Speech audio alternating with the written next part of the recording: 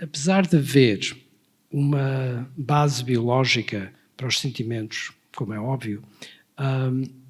e apesar de haver um sharing, um partilhar desses sentimentos com outras espécies, aquilo que de facto distingue, ou um dos aspectos que distinguem os sentimentos no ser humano é a possibilidade desses sentimentos, embora sejam naturais, poderem ser educados. E um dos aspectos mais importantes da nossa vida cultural é que a nossa vida cultural não é uma vida cultural selvagem, ou pelo menos não deve ser. E o ser humano tem a possibilidade de ser educado pelos pais, ser educado pelas escolas e ser educado pelo meio ambiente em que vive. E essa educação é absolutamente essencial para a expressão e para a continuação e até para o melhoramento desses sentimentos. Portanto, se temos por um lado um aspecto perfeitamente natural, que é o da nossa fisiologia, e desde que uma pessoa nasça relativamente normal,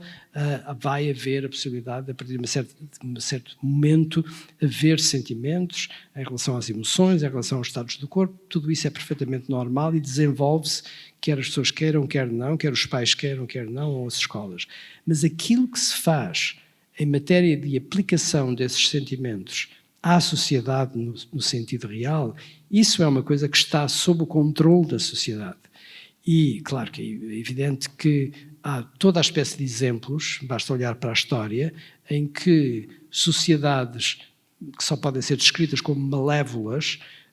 conseguiram levar largos grupos de pessoas a comportarem-se de uma forma verdadeiramente vergonhosa,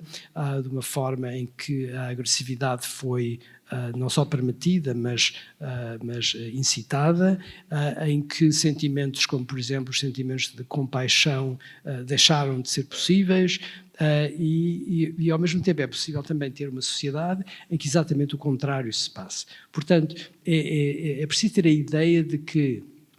exatamente porque temos no nosso cérebro estruturas muito complexas como as do córtex da ínsula, que se podem relacionar com outras estruturas cerebrais que nos trazem a memória, a imaginação, o raciocínio, a possibilidade de decisão, nós temos um enorme controle sobre aquilo que